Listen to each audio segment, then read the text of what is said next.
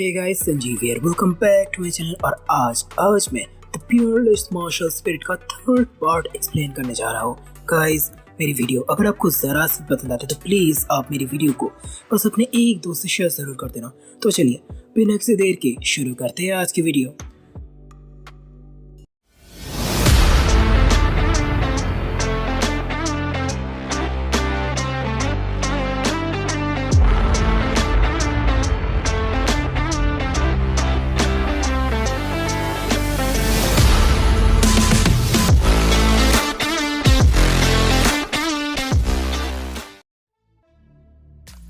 तो गाइस, पिछले पार्ट के आखिर में हम सभी लोगों ने देखा था कि फैंग भैया जा रहे थे मैच के लिए और उन्हें पीछे से देख रहे थे हैंगकांग, क्योंकि फैंग भैया उनके सबसे अच्छे दोस्त यानी कि फैंग के मास्टर की याद दिला रहे थे। तभी उनके पास उनकी बेटी बड़ी गर्व से छाती चौड़ी करके बोलती है कि पप्पा, मैं कहता था ना कि हमारा फैंग बहुत बड़ी तोप है। हैंगकांग भी इसमें हामी देते हैं और कहते हैं हाँ क्यों नहीं, मेरी बेटी ने बहुत सही चॉइस किया है। ये सुनकर मैडम शर्मा जाती है और गुस्से से मुंह फुलाकर वहां से निकल लेती है।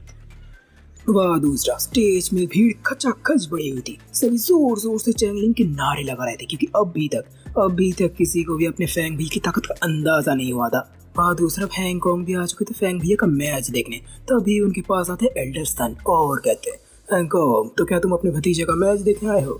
पर बदकिस्मती से वो पहले मैच में हारने वाला है। यह सुनकर हैंगकांग तुरंत बोलता है, साहब आपको नहीं लगता कि आपने कुछ जल्दी बोल दिया? तभी एल्डर सन बोलते हैं, फैंग भी अपने मास्टर की तरह निकम्मा है। अगर वो ये मैच जीता ना तो मैं वादा करता हूँ कि मैं अपने मुंह में टट्टी डालूंगा, टट्टी। पहले तो एल्डर सन को उनकी दोस्त की बेइज्जती करते देख बहुत ज्यादा गुस्सा आता है, लेकिन उसकी दूसरी बातें सुनकर हैंगकांग तुत्ते उड़ जाते हैं, लेकिन वो मन ही मन मुस्कुराने लगते हैं। वह दूसरा फैंग भैया भी आ रहे थे स्टेज पर, लेकिन स्टेज पर आते समय वो सिर्फ और सिर्फ अपने मास्टर को ही याद कर रहे थे, क्योंकि आज वो दिन था जब वो अपने मास्टर का नाम फिर से रोशन करेंगे। जब वो स्टेज पर पहुंचते तब उनका कॉम्पिटिटर चैन सन बोलता है, छोरे, तूने चैंगलिंग का गुस्सा दिलाकर बहुत बड़ी गलती कर दी, तुझे तो इसकी सजा मिलेगी, बराबर मिलेगी। पर फैंग भैया बड़े शांत से जवाब देते हैं, अच्छा तो चैंगलिंग का पालतू कुत्ता है, चिंता मत कर, मैं तेरी अच्छी खातिरदारी करूंगा। अपनी बेइज्जती होते देख चैन सन से रहा नहीं जाता। किसी गुस्सैल बैल की तरह वो अपनी सबसे पावरफुल तकनीक से फैंग भैया पर हमला कर देता है, जिसका नाम था आयरन बुलडोजर। तो देखकर पब्लिक में तो उत्साह फैल जाता है और फिर बूम, एक बहुत बड़ा धमाका होता है, जो देखकर एल्डर सन मुस्कुराते हुए वहां से जाने लगते हैं। लेकिन तब भी हैंगकांग कहते हैं, ओए रुको जरा, सामने देखो जरा। जब वो सामने देखते हैं तब उनकी आंखें 40 की 40 रह जाते हैं, क्योंकि फैंग भैया हौले ये मैच जीत चुके थे। लेकिन सिर्फ वही नहीं, पब्लिक की आंखें और मुंह था खुला का खुला। सभी मचाने लगते हो हल्ला कि फैंग भैया ने आखिरकार ये किया तो किया कैसे। दूसरा एल्डर सन का मुंह तो ऐसा बन गया था कि मानो किसी ने टट्टी खिला दिया, टट्टी। वैसे भी कुछ देर बाद वो खाने वाले थे और जैसे ही उन्हें शर्त की बात याद आती वो तुरंत वहां से भागने की कोशिश करते, लेकिन हैंगकांग का कोई इरादा नहीं था वहां से जानने देने का उन्हें। तभी उनकी प्यारी बेटी कहती है, जानने दीजिए ना पापा। तभी हैंगकांग बड़े प्यार से कहते हैं, जान लो बेटी एक बात, एक कल्टीवेटर की बातें रहना चाहिए हमेशा उनके साथ। उनकी बेटी भी समझ जाती है और एल्डरसन भी समझ जाती कि अब वो बच नहीं सकते, और हैंगकांग भी समझ जाते कि अब आया ऊंट पहाड़ के नीचे। वो बड़े आराम से कहते हैं, मैंने पिछली बार आपके पास एक येलो रैंक स्किल देखी थी, उसके बारे में क्या ख्याल थे? जो सुनकर एल्डरसन चुपचाप अपनी वो येलो रैंक स्किल हैंगकांग को थमा देते हैं और अपनी बच्ची को चीज लेकर वहां से निकल लेते हैं। जिसे देखकर हैंगकांग खुश हो जाते हैं। इसमें था बाप बेटी दोनों की साठगांठ। ऐसे ही मारना चाहते थे वो उस बुढ़े के अहंकार को लात। उस बुढ़े के जाने के बाद ह्यूनर मैडम के अंदर एक अलग ही जोश था, क्योंकि जब फैंग भैया ने मैच जीता था उनके अंदर भी जोश जागा था कि उन्हें भी मैच जीतना ही होगा। जब वो चल पड़ते हैं अपने मैच की तरफ। वहाँ दूसरा फैंग भैया के दूसरा मैच भी शुरू होने वाला था, लेकिन एल्डरसन पिछली बार की जीत को अभी तक फैंग भैया की किस्मत ही समझ रहे थे, इसलिए वो फिर से अपनी टट्टी खाने वाला शर्त हैंगकांग के सामने रखता है। इस बार भी फैंग भैया हौले ये मैच जीत जाते हैं और अब तो एल्डरसन की बोलती बंद हो चुकी थी, इसलिए फिर से उन्हें हैंगकांग को एक महंगी पिल गिफ्ट करनी पड़ती है, जिसका नाम था नशनी पिल। जब मैच जीतने के बाद फैंग भैया स्टेज से उतर रहे थे तो सभी दे रहे थे अपने भैया को फुल इज्जत, और तो और लड़कियां भी उनके पास किसी मक्खियों की तरह भिनभिना रही थी। लड़कियों ने तो उन्हें चारों तरफ से घेर लिया था और बड़े प्यार से बोल रहे थे, अप्रेंटिस फैंग, क्या आप हमें आज कुछ लेसन देने आ सकते हैं? आज रात आप हमें लेसन देने आ सकते हैं? और बस लड़कियों के सामने तो अपने भैया डगमगा जाते हैं, लेकिन अचानक से वहाँ पर आ जाते यूनर मैडम, और जब वो लड़कियों को फैंग भी से चिपकते हुए देखते तब उसे अजीब सा मुंह बनाती है, अब तू कर क्या रहा है। और बस यूनर मैडम को देखकर तो फैंग भैया के पसीने छूट जाते, वो तुरंत लड़कियों से अपने को छुड़ाते और यूनर को मनाने लगती है। लेकिन यूनर मैडम तो मुंह फुलाकर बैठ जाती और कहती है, अबे मैं देख रही थी, तू उनके संतरों को घूर घूर कर देख रहा था। फैंग भैया भी अपने बचाव में कहते हैं, मैं उनका नहीं, मैं बस तुम्हारा। लेकिन अपनी बातों को पूरा करने से पहले यूनर मैडम उस पर बरस पड़ती है, अबे साले ठरकी कहीं के।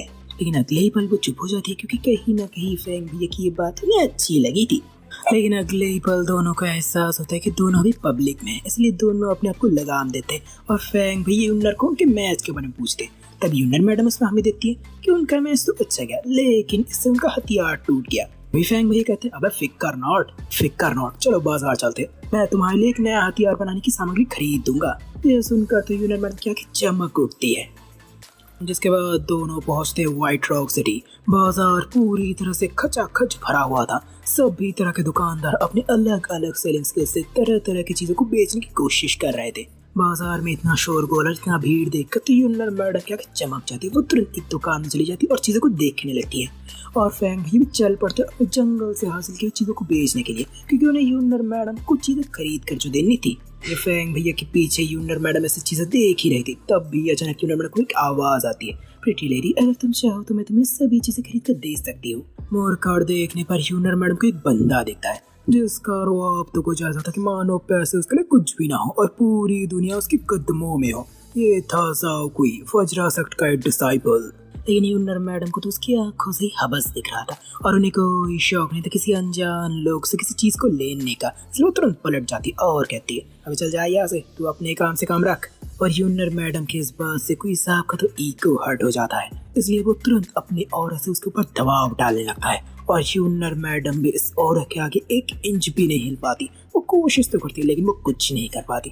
धीरे धीरे कोई उसके पास ही आ रहा था, लेकिन इससे पहले वो सुअर अपना गंदा हाथ यूनर पर रखता, सभी को एक गंभीर आवाज सुनाई देती है, अबे साला सुअर, तेरी हिम्मत कैसे उससे बदतमीजी करने की।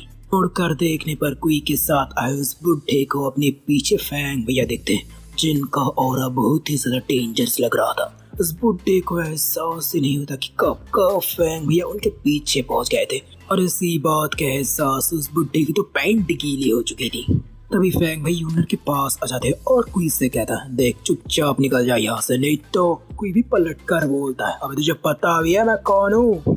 लेकिन फैंग भैया जवाब में अपने कंधे से उसे एक जोरदार धक्का देता है, और उस धक्के में इतनी ताकत है कि किसी पतंग की तरह दूर छिटक जाता है। इससे तो कोई गुस्से से बावला हो जाता है, वो तुरंत बुढ़े से उसे मारने को कहता है, लेकिन वो बुढ़ा से तुरंत रोक देता है, सर ये बाजार है, इंतजार कीजिए जब तक वो यहाँ से बाहर नहीं निकल जाता।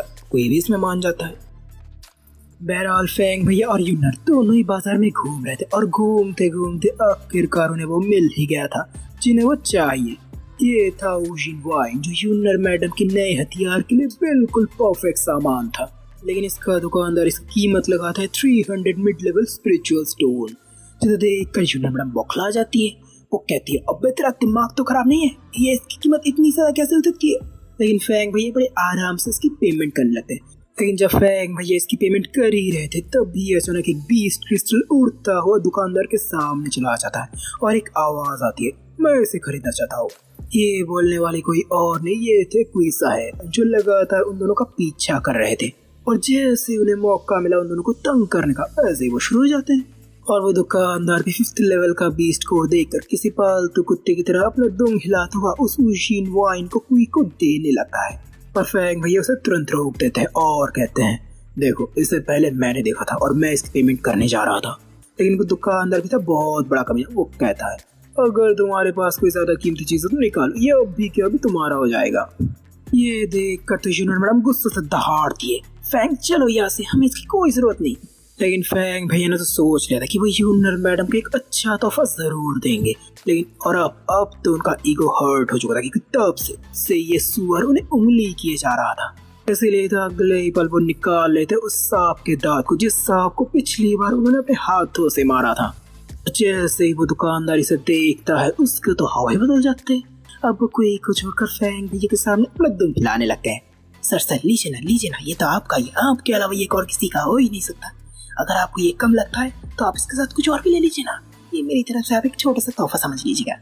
फैंग भैया भी उस दुकानदार की बात को रखते हुए एक ब्लैक आयरन अपने साथ ले लेते हैं और उनके पास में मौजूद कोई तो इन सब चीजों को देखकर गुस्से से बावला हो जा रहा था, लेकिन भाई साहब अभी कुछ कर भी नहीं सकते जब तक फैंग भैया इस सिटी के बाहर नहीं चले जाते।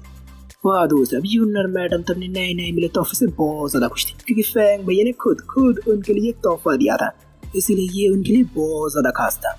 जब वो खुशी वहाँ से जा ही रहे थे तब भी उन दोनों को एक आवाज सुनाई देती है, प्रीटी लेडी अब तो तुम्हें मेरे साथ जाना ही होगा। और ये बोलने वाले कोई और नहीं, ये थे क्वी साहब, जो फिर फैंग भैया और यूनर का पीछा करते करते यहाँ पर चले आए थे। फैंग भैया भी समझ गए थे कि ये सुअर उनसे उनकी बेइज्जती का बदला लेने आए हैं, इसीलिए तो उनके सामने आते तुरंत वो बुढ़ा उन पर हमला कर देता है। बुढ़ा उसके वज्रा से का सबसे पावरफुल तकनीक आजमाता है, लेकिन फैंग भैया फिर इसका कोई असर नहीं पड़ता। वो तो बड़े आराम से अपना पाम अटैक करते थे। उनका पाम अटैक उस बुढ़े से कई गुना बड़ा था, जिसे देख कर कोई की तो हवा टाइट हो जाती है और वो बुढ़ा भी इस पाम अटैक के सामने टिक नहीं पाता, वो तो एक ही बार में निपट जाता है। अब कोई को समझ में आ गया था कि उसने गलत पंगा ले लिया है। अगले ही पल उसे याद आता अपने भैया के बारे में और वो पागल की तरह हंसते हुए गया था। तो तुम मुझे नहीं मार सकते, तुम्हें पता है कि मेरा भाई कौन है? मेरा भाई जू सैनसन है। अगर तुमने मुझे कुछ भी किया तो मेरा भाई तुम्हारे पूरे परिवार को खत्म कर देगा। जू सैनसन का नाम सुनते ही यूनर के कान खड़े हो जाते हैं, क्योंकि जू सैनसन कोई ऐसा वैसा बंदा नहीं था, वो वज्रासर का एक जीनियस था। वो अपनी कम उम्र में डिवाइन गेट रियलम के 9th लेवल पर पहुंच चुका था और यूनर को अपने भाई की पहचान करते देख कोई तो फिर से पागल की तरह जोर से हंसने लगता है। बेहतर होगा कि तुम चुपचाप उस लड़की को मेरे हवाले कर दो और मेरे वफादार नौकर बन जाओ, तो शायद मैं तुम्हारी जिंदगी बख्श दूं। लेकिन फैंग भैया को तो उसके बाद उसे झाड़ पर भी फर्क नहीं पड़ता था। वो पलक झपकते उसके पीछे पहुंच जाते हैं और उसके गर्दन को मरोड़ देते हैं। फैंग भैया को कोई को मारते देख यूनर तो घबरा जाती है। फैंग तुमने ये क्या किया? तुम्हें पता नहीं कि शैनशन कितना सा ताकतवर है? फैंग भैया उसे शांत करवाते और कहते हैं मैं भी डिवाइन गेट रियलम के 9th लेवल के एक्सपर्ट से मिलना चाहूंगा। फैंग भैया ने ये बात इतने कॉन्फिडेंट और एक ऐसी आवाज के साथ कही थी जो किसी को भी भरोसा देने के लायक था कि फैंग भैया किसी भी मुसीबत से लड़ सकते थे। और इससे यूनर मैडम को एक सेफ वाला फील हो रहा था। और यूनर मैडम को अचानक से इतना शर्माते देख फैंग भैया तुरंत पूछते हैं अबे तुझे क्या हो गया है? मैडम तुरंत इस बात को नकार देती है। फिर उन दोनों की नजर पड़ती है क्वी के लाश पर और उन दोनों की शैतानियां की चमक उठती है, क्योंकि इस सुअर के पास उन्हें काफी सारा माल मिलने वाला था। और दूसरा क्वी के मरते उसके ऑथोरिटी बैच टूटने से शैन को भी इसकी मरने की खबर पता चल जाती है, लेकिन शैन को इससे झाड़ भी फर्क नहीं पड़ता था। उसका भाई उसके लिए नो बड़ी था, जो सारा दिन अपने कल्टीवेशन के बजाय लड़कियों के पीछे अपना दम हिलाता रहता था। वो अगर उसके परिवार का सपोर्ट ना होता तो शायद वो इतनी दूर तक कभी नहीं आ पाता।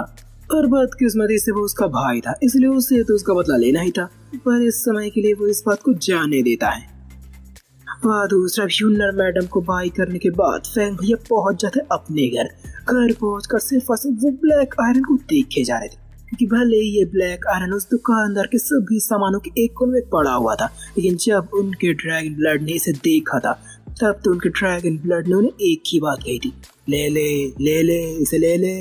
फैंग भैया ने भी अपने अंदर की ताकत की बात सुनते हुए इस ब्लैक आयरन को ले लिया था, लेकिन अभी तक कुछ समझ में नहीं आता कि इस ब्लैक आयरन को उन्हें क्या करना है।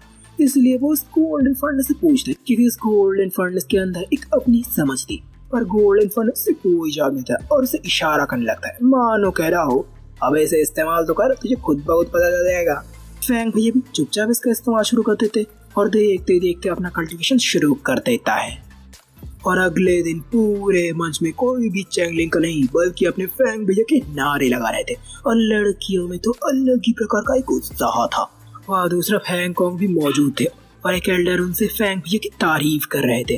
तब भी वहाँ पर आ जाते एल्डर सन और कहते हैं हैंगकॉन्ग आज मैं तुम्हारे साथ एक बेट लगाने वाला हूँ और आज मैं अपनी तलवार दांव पे लगाना चाहता हूँ, क्यों तैयार हो?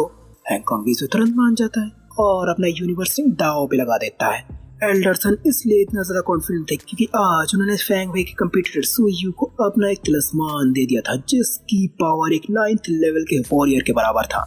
और दूसरी तरफ शूयू और फैंग भैया के बीच भी मैच शुरू हो चुका था।